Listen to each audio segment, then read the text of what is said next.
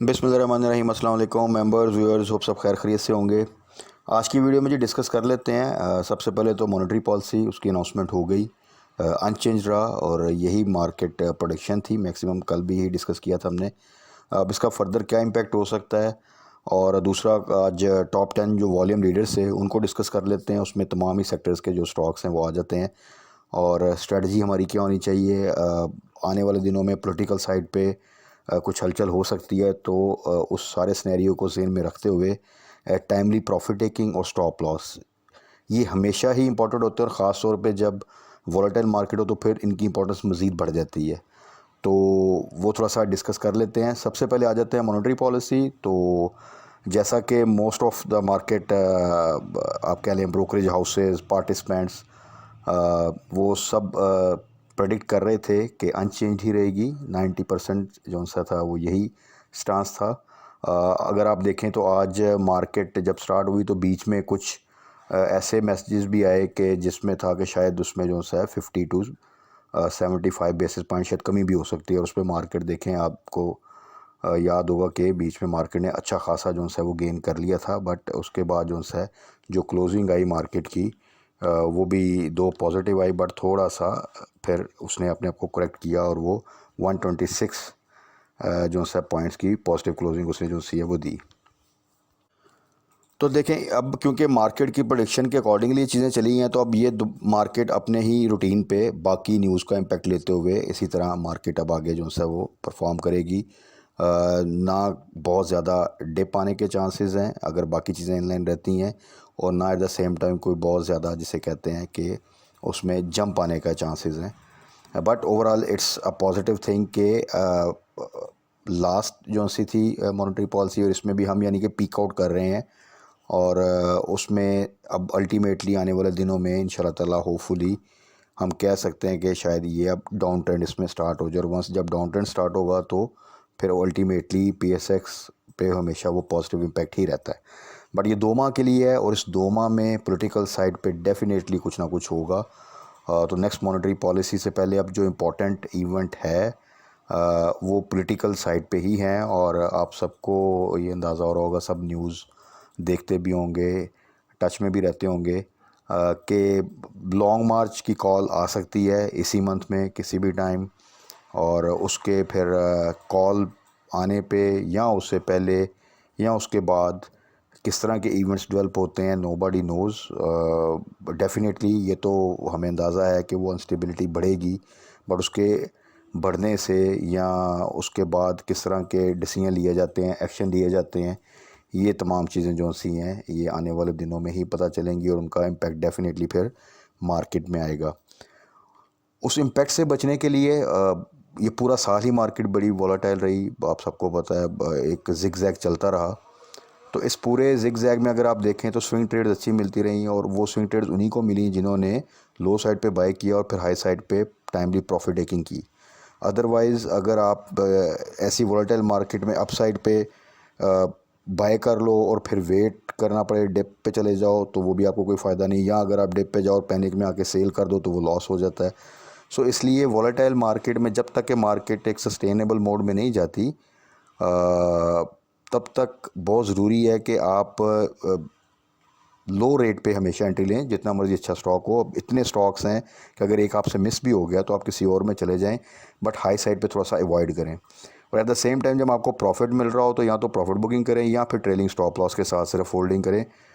वैसे अगर आप करेंगे और मार्केट में डिप आई और वो स्टॉक दोबारा डाउन साइड पर चला गया तो फिर आपको वेट करना पड़ सकता है। तो यही स्ट्रेटजी के साथ आगे भी चलें। मार्केट थोड़ा सा अपने आप को पॉजिटिव साइड पे एक रिकवरी दे चुकी है, करेक्शन आ सकती है।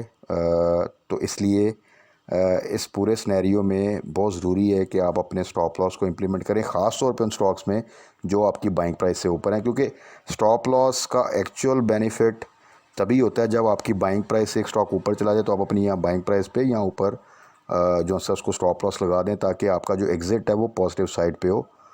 तो this is the best policy actually, कि आप अपने पूरे लॉस को सेव कर जाते हैं और पॉजिटिव साइड पे एग्ज़िट ले लेते हैं। तो बाकी अगेन सेक्टर वाइज देखा जाए तो आईटी सेक्टर जो सा है वो again top priority oil and gas sector में पोटेंशियल है। सीमेंट स्टील भी अब मोमेंटम पकड़े हैं। टेक्सटाइल का जो एक इशू चल रहा था इलेक्ट्रिसिटी का, वो भी चीज़ें क्योंकि एक्सपोर्ट सेक्टर है तो उसको अल्टीमेटली मैनेज करना ही था, तो उसमें भी जो इतनी ज़्यादा करेक्शन आई हुई थी वो भी आने वाले दिनों में बेहतर हो सकता है।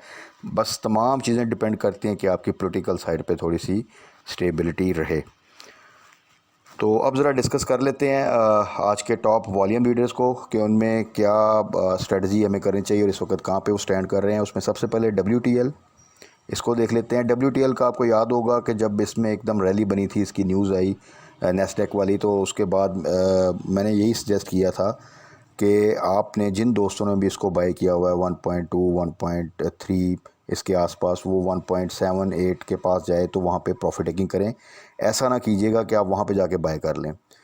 तो आप देख लें कि वहीं पर इसने 1.8 का हाई लगाया और उसके बाद ये डाउन साइड पर आ गया है। रीज़न क्या है कि पेनी स्टॉक में एक न्यूज़ बेस्ड रैली बनती है और उस न्यूज़ बेस्ड रैली में फ़ायदा उसी को होता है जो कि टाइमली प्रॉफिट टेकिंग कर ले उसमें। ऐसा नहीं होता कि वो रैली ऐसी बनेगी कि वो कंटिन्यू करके आपको 4-5 रुपये दे जाएगी, क्योंकि एक छोटे स्टॉक में अगर आप देखें तो 50 पैसे को भी अगर आप परसेंटेज में लेके जाएं, जो 1 सवा रुपये का स्टॉक हो, तो वो आप देखें कि वो तकरीबन 50% से ऊपर बन जाता है।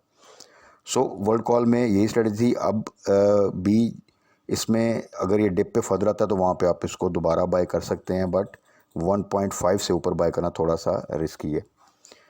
इसी तरह आ जाएँ जी पेल में। पेल अगेन अच्छा स्टॉक है। जब ये 15 के आसपास था, that was very good price. अभी भी प्राइस अगर लॉन्ग टर्म के लिए रखें तो बुरी नहीं है, बट जिन्होंने वहाँ पे बाय किया था वो यहाँ पे प्रॉफिट टेकिंग कर सकते हैं, या अपना स्टॉप लॉस जो है 16.5 पे रखें और इसको इसी तरह ट्रेल करते रहें। उसके बाद आ जाए जी TRG को मैं जब ये 80 के आसपास था, 80 पे था, मैं डिस्कस करता था IT सेक्टर के साथ। अब मैं इसको कम डिस्कस करता हूँ बिकॉज़ फॉर मी जब ये 120 से ऊपर गया था वहाँ पर हमने इसको ट्रेलिंग स्टॉप लॉस के साथ सिर्फ होल्डिंग का कहा था, और अब यहाँ पर आके बाय करना रिस्की है। दो केस में पोटेंशियल है, फॉरेन बाइंग है, गेम बन सकती है, लेकिन किसी टाइम भी ये रिवर्स हो सकता है। तो इतना रिस्क लेने की क्या ज़रूरत है, जबकि आपके पास IT सेक्टर के और बहुत से स्टॉक्स हैं जो कि अच्छे रेट पर हैं, या दूसरे सेक्टर के जिनमें आप एंट्री लेकर विद मिनिमम रिस्क अच्छा प्रॉफिट कर सकते हैं। और ऑलरेडी जिस स्टॉक में आपको 40 30 50% प्रॉफिट मिल चुका होता है, I think it's more than enough. उसके बाद आ जाए यूनिटी भी अगर आप देखें तो 21 उससे नीचे बहुत बेस्ट प्राइस है, वहाँ पे आप पीस ऑफ माइंड के साथ इसको बाय कर सकते हैं। और अभी तक तो इसका सिनेरियो यही है कि 23 से ऊपर आता है और फिर कहीं करेक्शन आती है तो फिर ये डाउनवर्ड जाता है। तो इसमें भी ये स्ट्रेटजी अगर आप रखेंगे तो इंशाल्लाह ताला फ़ायदा होगा।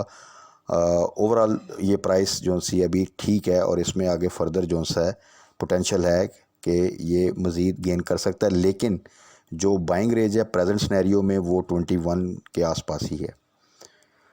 इसी तरह लॉट कैम आ जाए, अच्छी ग्रोथ कंपनी, रिसेंट ईयर्स में बड़ी अच्छी ग्रोथ दी इसने, और आप देखेंगे एक टाइम पे ये कोई 12-13 रुपये पे ट्रेड करती होती थी। उसके बाद फिर इसने फर्स्ट जो जंप लगाया वो 19-18 के पास, और फिर ये अगर देखें आप तो ये अब 30 के आसपास आ गई है। बट ये तमाम जो गेन है ये वो कुछ चंद महीनों में, हफ्तों में नहीं, ये कुछ सालों की बात है।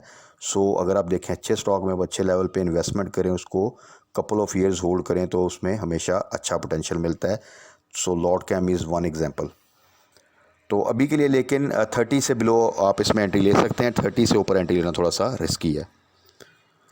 उसके बाद आ जाए जी हपको को हमने वीकेंड की वीडियो में भी डिस्कस किया था। अच्छी ग्रोथ दी इसमें, लॉन्ग टर्म के लिए इसको आप होल्ड कर सकते हैं। जब इसका डिप आया था 72 73 71 के पास, 70 के पास बेस्ट प्राइस थी।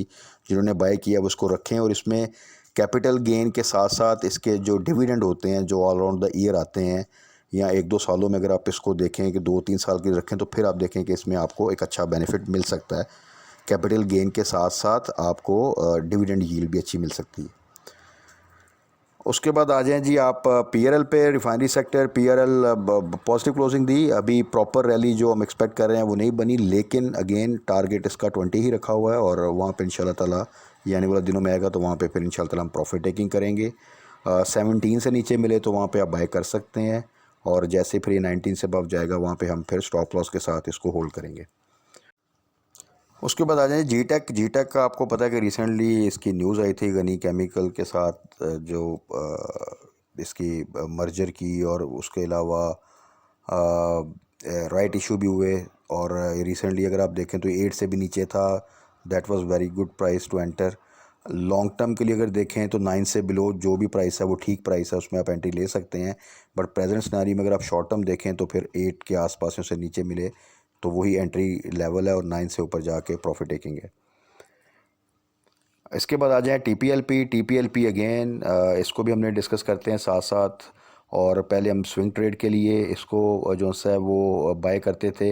अब आप इसको मीडियम टू लॉन्ग टर्म भी बाय कर सकते हैं, और इसका पोटेंशियल अच्छा है, फ्यूचर प्रॉस्पेक्ट्स अच्छे हैं, इसमें आपको फर्दर गेन मिल सकता है। सो 20 के आसपास इनिशियली जो इसका लेवल था वो हम 18 से बिलो इसको बाय करते थे, 22 से ऊपर प्रॉफिट टेकिंग करते थे, और यही सिनेरियो हमारा ये स्विंग ट्रेड हमें मिलती रही। अभी के लिए ये है कि अगर आपको 21 से नीचे मिले तो आप वहाँ पे एंट्री ले सकते हैं, but again for medium term holding, तो फिर आपको इसमें फ़र्दर अच्छा गेन मिल जाएगा। उसके बाद है जी टैली अगेन, इसको भी हम डिस्कस करते हैं। आईटी सेक्टर का स्टॉक है। अच्छा रिज़ल्ट आया, 7.5% बोनस दिया। इसकी सब्सिडी सुपर नेट है, वो भी आई थिंक आने वाले दिनों में मेन बोर्ड पे आ जाएगी। तो ओवरऑल अगर देखा जाए अब टैली वो टैली नहीं रहा जो कि पहले एक ज़माने में 2-2.5 रुपये पे एक कंपनी होती थी। इसकी सब्सिडरी भी इस वक्त PSX में है, ये भी और प्रॉपर IT की फील्ड में है। तो ये जो प्राइस है 10 to 11, that was a very good price. वहाँ पे आप एवरेज भी कर सकते हैं, एंट्री भी ले सकते हैं। और यहाँ पे थोड़ा सा वो कंसोलिडेट होकर अगर आप देखें तो ये 2-3 रुपये ईजीली, और फ्यूचर में अगेन आपको ये 17-18 रुपये नज़र आएगा। थोड़ी सी मार्केट स्टेबलाइज होना ज़रूरी है, बट ये प्राइस जो सी यहाँ पर ये सिक्योर है। तो टैली को भी आप अपने पोर्टफोलियो में इन रेट्स पे एंट्री लेकर मीडियम टर्म के लिए होल्ड करें तो इंशाल्लाह ताला इसमें आपको एक अच्छा प्रॉफिट मिल सकता है। तो ये तो था जी आज के लिए। कोशिश की कि जो टॉप 10 आपके वॉल्यूम लीडर हैं उनको थोड़ा सा देख लिया जाए, उसमें पेनी स्टॉक भी आ जाते हैं, ओवरऑल डिफरेंट सेक्टर्स के स्टॉक्स हैं, और तो वो भी एक बहुत से दोस्तों के पास इनकी होल्डिंग है, तो उसमें क्या स्ट्रेटजी होनी चाहिए थोड़ा सा डिस्कस किया। बाकी वीकेंड वीडियो में हम ऑलरेडी आईटी सेक्टर के स्टॉक्स को डिस्कस कर चुके हैं, ऑयल एंड गैस सेक्टर के स्टॉक्स को डिस्कस कर चुके हैं, उनको हम आने वाली वीडियोस में भी साथ साथ डिस्कस करते रहेंगे। तो कल के लिए भी स्टे पॉजिटिव। मार्केट अपने आप को थोड़ा सा कंसोलिडेट करके करेक्ट करके इंशाल्लाह ताला अपनी एक रूटीन मूवमेंट जो सी है वो जारी रखेगी। स्ट्रेटजी उसमें यही है जो हम डिस्कस करते हैं, लो साइड पे सिर्फ बाय करना है, हाई साइड पे बाय नहीं करना, टाइमली प्रॉफिट टेकिंग करनी है। जैसे ही आपकी प्राइस से 8-9% ऊपर जाए तो अपनी प्राइस पे स्टॉप लॉस लगा लें। तो इस स्ट्रेटजी के साथ जब तक के चीज़ें प्रॉपरली स्टेबलाइज नहीं होती पॉलिटिकल साइड पे और इकोनॉमिक साइड पे, तो इस स्ट्रेटजी के साथ आप अपने आप को सेफ़ रख सकते हैं किसी किस्म के भी डिप से। तो बाकी कल मार्केट क्लोजिंग में फर्दर डिस्कस कर लेंगे स्टॉक्स को और क्या स्ट्रेटजी होनी चाहिए। तब तक अपना ख्याल रखिएगा, दुआ में याद रखिएगा। स्टे ब्लेस्ड, अल्लाह हाफिज़।